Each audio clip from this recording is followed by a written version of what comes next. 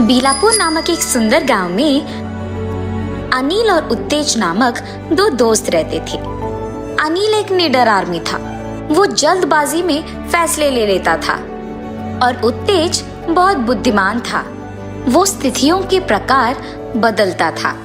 वो दोनों गांव से शहर जाकर वहां एक ही जगह नौकरी करते हुए अपने माँ बाप को पैसे भिजाते हुए बहुत खुश रहते थे। ठीक उसी समय कोरोना वायरस नामक एक भयानक व्याधि शुरू हुआ था। वो एक व्यक्ति से दूसरे व्यक्ति को तेजी से फैल रहा था। अगर किसी को कोरोना वायरस आया तो उन्हें तेज खांसी, बुखार और सांस फूलना होता था। और सरकार ने ये भी प्रकट किया था कि अगर ये वायरस बूढ़े लोगों को आया तो उनके मर जाने की संभावना ज्यादा होगा। सरकार ये भी घोषित करती है कि कोरोना वायरस से बचने के लिए हर एक आदमी को मास्क पहनना होगा और हाथों को सैनिटाइज करना होगा और एक दूसरे से करीबन 3 फीट की दूरी रखना ही होगा। और ये भी कि ज्यादा भीड़ जगहों से दूर रहे और घर पर रहना ही सुरक्षित रहना है। और इतना ही नहीं, सरकार ये भी प्रकट करती है कि रेलगाड़ी और विमान के सेवाएं तुरंत बंद हो जाएगी ताकि विदेश से कोई यहाँ नहीं आ सके और यहाँ से कोई विदेश न जा पाए। और कल से सभी को घर पे ही रहने की आदेश देती है। ये सुनते ही शहर के सारे कार्यालय भी उनके कर्मचारियों को घर पे रहने की आदेश देते हैं। ये सुनते ही सारे लोग एक दूसरे से दूर रहते हुए, होठों पे मास्क पहनते हुए और हाथों को सैनिटाइज करते हुए अपने आप को सुरक्षित रखने की कोशिश जारी रखते हैं। अनिल, सभी जगह सब बंद हो चुका है ना, और हमारे कार्यालय में भी हमें घर पे रहने की आदेश दिया गया है। मैं कह रहा हूँ यही सही वक्त है। चलो घर निकल जाते हैं, अपने माँ बाप के साथ रहते हैं और जब ये लॉकडाउन खत्म हो जाएगा तब वापस आ जाएंगे। अरे यार उत्तेज, ये सब लोगों को डराने के लिए कर रहे हैं। ये सब सच नहीं है। अब एक बार घर जाने के बाद 2-3 दिनों में अगर ये खत्म हो गया और हमें वापस कार्यालय को बुलाया गया तो कैसे आ जाएंगे?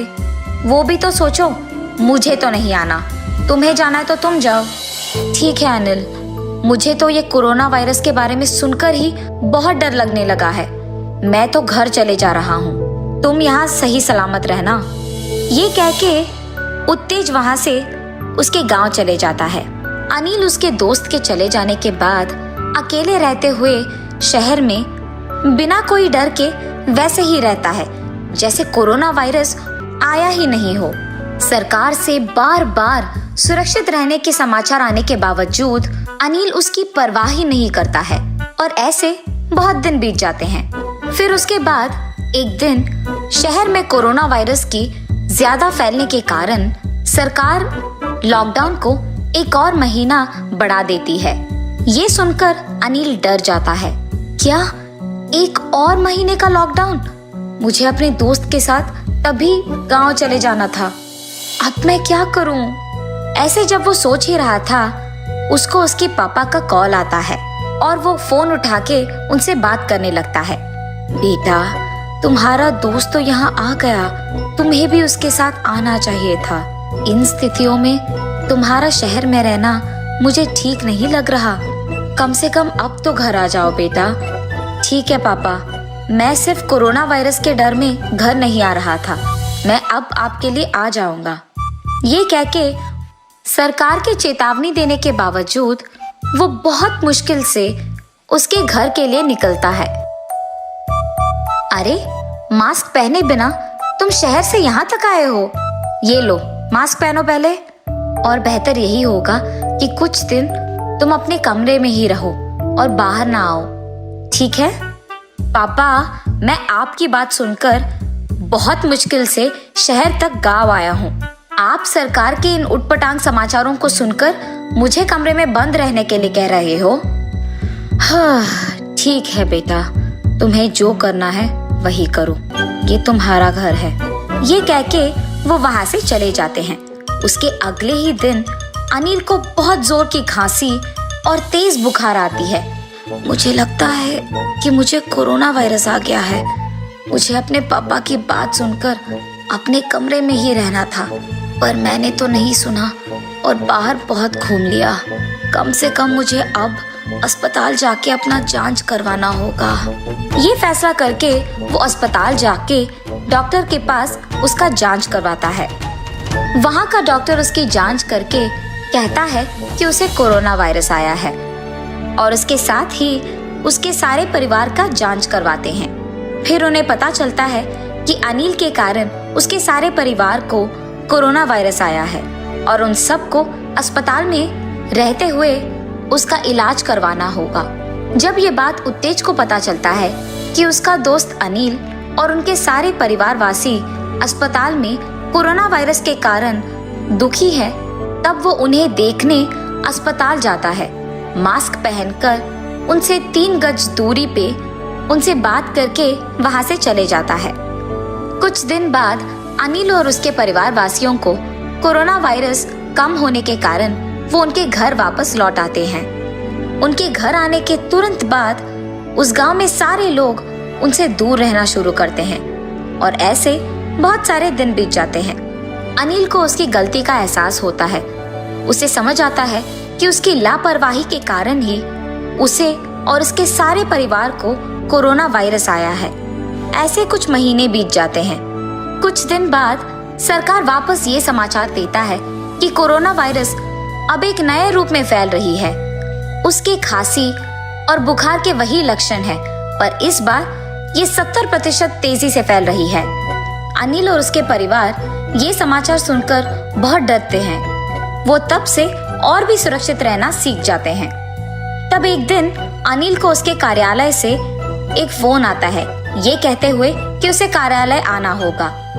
एक बार मेरी लापरवाही के कारण मुझे और मेरे परिवार वासियों को कोरोना वायरस आया है, मेरे कारण। और अब समाचार ये कह रहा है कि नए प्रकार का कोरोना वायरस फैल रहा है।